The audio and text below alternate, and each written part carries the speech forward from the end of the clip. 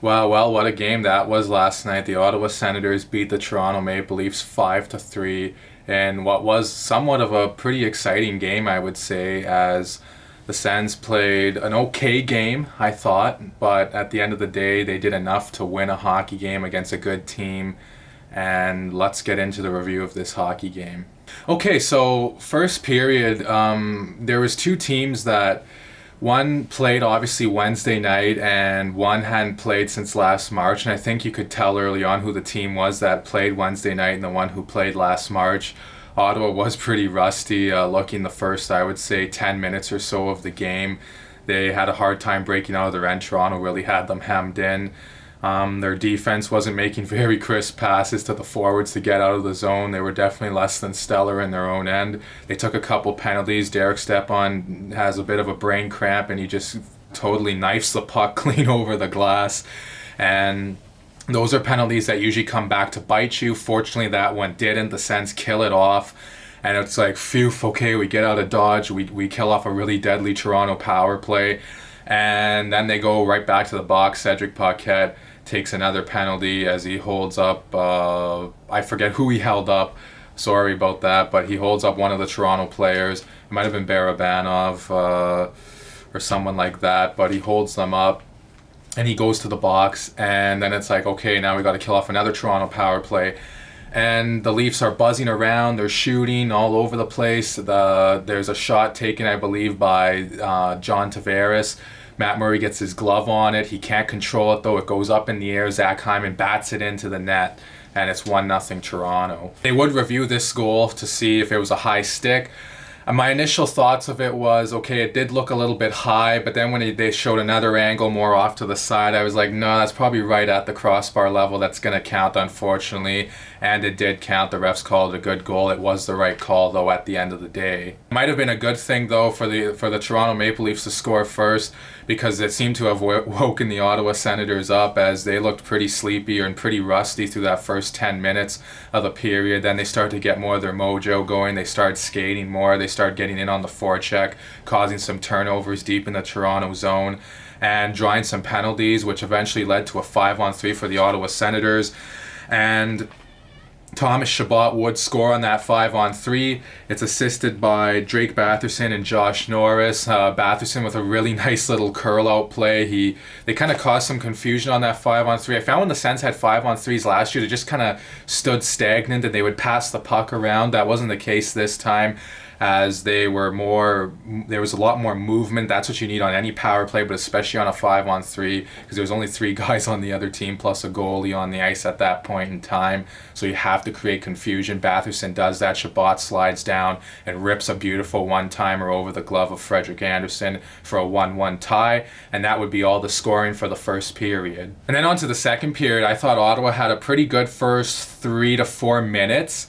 And then Toronto just really started taking over the game. It was like pretty scary at some points. I think our fourth line iced the puck and they were hemmed in. I think Austin Watson had a shift of like a minute 48 or something like that, as the Matthews line came on fresh during that shift too, while those guys were tired and they were cycling that puck around like crazy. And then fortunately the Sens get a huge break as the play goes offside just by a real tiny bit, and they're able to get those dead tired players to the bench with no harm done. But the good fortunes wouldn't last for long for the Ottawa Senators, as Alex Kerfoot would zip one past Matt Murray from just inside the blue line to make it 2-1 Toronto Maple Leafs. That was assisted by Justin Hull and Ilya Mikheyev. You could kind of feel that goal coming, as the Sens were really back on their heels at that point. That goal, I mean, for Matt Murray, he had no chance on the first one. I kind of not going to give him a chance here on the second one either. I don't think he could have had that. It's not a weak goal or anything like that. I think it's one you would like to see him have, but I believe there was some traffic in front, so it's hard to blame Matt Murray. Again, the Leafs score a goal. That seems to awaken the Sens. It's too bad they needed that to wake them up, though, with instead of having the initiative to take initiative, I should say, and go after the Leafs before the Leafs strike. But nonetheless, I can't complain, as the Sens did come back and show some spirit. Brady Tkachuk gets a goal tipped in front by Nikita and assisted by Nikita Zaitsev and Josh Norris. Zaitsev, I initially thought he got the goal. I didn't think anyone touched it, but Tkachuk did barely get his stick on it. He's good around the net, I guess. He's I made a video about Brady Tkachuk, kind of, bashing him a little bit a few months ago. I'm obviously not going to complain about him scoring the goal. He does his work a lot in front of the net. That was a decent tip, that considering he did get his stick on it. TJ Brody doesn't tie him up in front, but still props to Tkachuk for getting his stick on it and making a pretty sick redirection to get it, the Sens back to even with the Toronto Maple Leafs. And then a couple of very unlikely goal scorers or playmakers in this case as well came to be for the Ottawa Senators on this next shift as the Sens again buzzing around in the Leaf zone. Nick Paul gets an assist on this play. First of all, I just want to say Nick Paul was just a beast tonight. I'll get to more than that. I'll get more to that in a little bit here. But so Austin Watson scores at 12:32 into the second period. It's assisted by Braden Coburn, and Coburn makes a really nice play. First of all, I want to say Nick Paul gets a secondary assist, and he actually makes a really nice play. He walks off the wall, he gets it to Coburn. Coburn he's dipping and diving in front. He cuts to the middle, he passes it off. Watson rips one by Freddie Anderson to make it 3-2 for the Ottawa Senators. I really didn't. I had to double look to see if that was actually Braden Coburn who did that, as he's a guy who's not really known for his offense. He's more known for his defense. And all three players that were in on that scoring play aren't known really for their offense. They're all more known for being defensive players. Austin Watson and Nick Paul as well. Nick Paul makes a great play off the wall. Coburn, like I said, with that really nifty pass, and then Austin Watson makes a pretty darn good shot himself to get the Sens in front 3-2. Then the Sens would keep pouring it on, and it seemed like a totally different period when the Leafs looked like they were dominating and they had their feet, I should say, on the Sens' throats. They weren't able to keep it on, as I don't know if they let up or the Sens got, more fight in them. But either way, Chris Tierney, with a delayed penalty on the way to Toronto, scores at 15:03 into the second period. His first of the season, assisted by Zaitsev and Tkachuk. It was a really nice play. The puck was bouncing around the slot. Tierney turns around and fires it. It goes into the net, and it's 4-2 Ottawa, and things are looking good going into the second intermission. And now with the third period starting and the Sens being up 4-2, we have to beware and know that Toronto has tons of offense and they can easily come back from any deficit. I mean, even if they were down 3 or 4 goals heading into the third, I would still be worried with how much offense that team has, and they have a knack for coming back, most notably that huge comeback they had in the bubble against Columbus. But let's get into the third period. The Sens want to squash any hopes of the Leafs coming back, and they do that starting off the hop. They break the Leafs' spirits a little bit. Derek Stepan goes in, has a beautiful forechecking play, turns the puck over. It comes out in front. Batherson makes a nice nifty pass again. Batherson was another guy who was really good in this game as well. He gets it to Stepan at the side of the net. Tkachuk sprawling around trying to get the puck. It comes to Stepan though. He bangs it home. It's 5-2 Sens, and I just can't believe that they're playing a pretty darn good game against the Leafs, considering at the season opener last year, we all remember the Sens actually lost 5-3 in Toronto, and they were really outplayed for most of that game. That was not the case tonight. Third period, things were looking good. Sens take a penalty. It's like, no, you don't want to let these guys back in the game. Phew, they survive it. They get through that. Another deadly Toronto power play. Then they go back to the box again. It's like, no, why are you guys giving this team life? We can't allow them to come back, especially giving them extra power plays like this.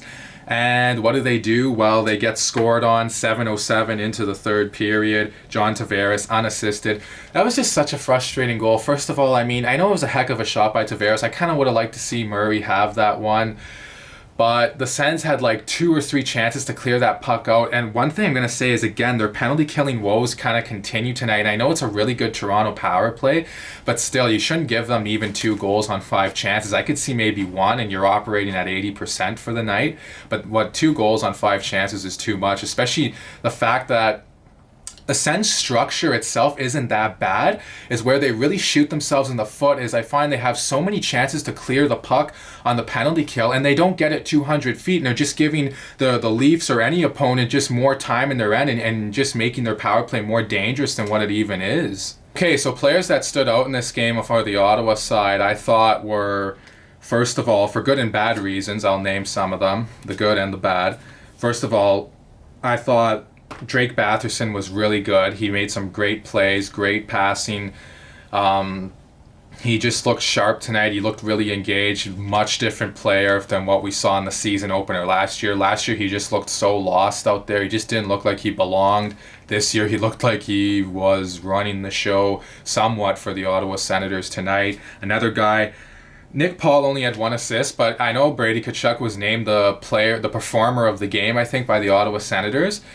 But my goodness, I think it could have easily been Nick Paul. That guy, even though, like I said, he only had 1 secondary assist, but that guy was really good. He was all over the puck. He was hounding pucks down, turning pucks over, just being a menace for Toronto to play against. Another guy who didn't really factor too much into the scoring, he had 2 secondary assists, but I thought he was pretty good, was Josh Norris. I thought he was somewhat noticeable out there. I don't know if too many people were really talking about him after the game, but I think he was a guy that, like I said, was pretty noticeable. I thought he skated well. He showed that he has some good speed. And when we first acquired him from the San Jose Sharks in the Carlson trade, he was a guy who we kind of thought was maybe a 2 or a 3, but I think, like Ray Ferraro said on the broadcast yesterday, I think there's more offense to his game than what fans and even the Ottawa Senators management might have initially thought when they first acquired him. And a couple guys that stood out for maybe not some great reasons. Erik Gudbranson and Josh Brown. Okay, those 2 guys, I didn't think they were terrible tonight. I thought they had some good defensive plays, but they had some plays where they had the puck on their sticks and chances to get it out where they weren't even pressured that much by Toronto forecheckers, and they would be whiffing on passes, not making sharp breakout passes to get their team out of their own end. And that's what I was ranting about the other day about those guys. They're not really good puck movers. I would have liked to see Mike Riley in the lineup, especially against a team with a lot of speed like Toronto. You want to, and a lot of skill. You want to exit your own zone as quickly as possible and spend as little time as possible in your own end. Mike Riley, well, he's not a superstar defenseman, don't get me wrong. He's a player who has much better puck-moving ability, in my opinion, than Josh Brown or Erik Gudbranson. And the birthday boy, the man of the hour, his big debut, Tim Stützle was, well, you know, he was, let's just put it this way, he didn't have an Austin Matthews type of debut. And with that being said, I mean, that's okay. I didn't really expect him to score 4 goals. I mean, he wasn't really that noticeable, I thought, yesterday. He played about 11:50, I believe. He had a couple of nice stick handling plays, I thought, where he had one play where Nylander was blocking the point there, and he kind of had a nice play to get around him. He did a nice stick handling move around Nylander. That was pretty sweet to see. But other than that, I mean, he was pretty quiet. Maybe he was nervous. It is only his first NHL game. I would like to see him maybe be a little more engaged, but that's okay. Hopefully tonight maybe he'll snipe his first NHL goal, and hopefully tonight at least he'll be even more noticeable than what he was last night. I think some lineup changes the Sens might want to make for tonight's game is maybe you do put a Colin White or an Alex Galchenyuk in the lineup, maybe even a Mike Riley on the back end. I mean, the Sens, while their first unit looked pretty sharp yesterday, I thought their second unit wasn't that great. The only really good guy on that second unit was Tim Stützle. And they had guys like Anisimov on that second unit, Tierney, Brown. I mean, those are okay players, but I think a guy like Colin White or Alex Galchenyuk are much more in their element on the power play than, say, Connor Brown or an Anisimov even. And one thing I want to point out, too, is when the Sens had that 2-goal lead, I think they did get a power play with about 4 or 5 minutes left in the game. And they went with a unit, their second unit anyways, did not have Tim Stützle on it. Me personally, I was a little disappointed to see that they went with more of a defensive unit. And I understand why they did it at that point of the game. But for me personally, I would have put a guy that's more offensive on there. You want to really bury your opponent in that situation, get up by 3 goals rather than give Toronto a chance to pull the goalie like they did. But let me know what you think in the comments below on that. Would you go with the more defensive setup late in the game with a 2-goal lead on the power play, or would you go with more of the offensive setup like I would go with and try and, just not even give your opponent a chance, try and score a goal to not even give your opponent a chance to pull their goalie, as the Leafs would have been down by 3 had the Sens scored. And now some stats for this game. Ottawa played a pretty good defensive game. 24-23 were the shots. I would have liked to see the Sens have the puck more in the Leafs zone, but I can't really complain about this game too much. I thought in total the Leafs had the puck more than Ottawa. They had the edge in possession for sure. But with that being said, I think a lot of Toronto's possession was on the outside. I didn't think, especially at 5-on-5, well, the Leafs power play looked pretty dangerous, but at 5-on-5, I really didn't think the Sens gave the Leafs all that much as far as high-end scoring chances go in their own end. They did a good job of boxing out, keeping them to the outside. But I think they do need to work on getting out of their zone. They had some trouble getting out of their zone at times yesterday. That's something they're going to have to work on, especially with a really inspired Toronto team tonight. I don't know if that was just the Leafs maybe taking the Sens a bit for granted, or the Sens actually playing a really good game. I don't want to get too overly excited over one game. I think Ottawa they did play well. I think Toronto maybe wasn't as sharp as they could have been. I expect the Leafs to come at them full throttle tonight, and this is going to be an even greater test for a super young Ottawa team. The power plays were 1 for 5 for the Sens, 2 for 5 for the Leafs, like I mentioned earlier. Block shots were 18-11 for Ottawa. Hits were 33-12 for Ottawa. While the Sens were probably the more physical team, that is largely inflated, that stat, because Toronto did have the puck noticeably more, I thought, throughout the game. Face-off percentages were 45% for Ottawa, 55% for Toronto. Obviously the Leafs, that really helped their possession game as winning more face-offs, so you start with the puck and you get to have the puck more, so that is going to help a team's possession game as well. But guys, this is my first ever Ottawa Senators game review. I'm kind of new at it. I think it dragged on a little too long. Maybe I'll have to try and condense it more for you guys, so I'm sorry about that. Let me know what you guys think in the comment section below. What do you think about this team, this new Ottawa team? I thought it was pretty neat to see them out there playing. They looked more competitive than in years past. I remember years past, it's just when good teams would play them, or when things would start going a bit south, the Sens would just sag and there would just be an onslaught from the opposing team. That wasn't the case last night. Now, like I said, whether that was a case of the Leafs maybe taking Ottawa for granted a bit, or the Sens just actually being better. Now, the Sens have actually improved, but I don't know if Toronto maybe took a young Ottawa team for granted.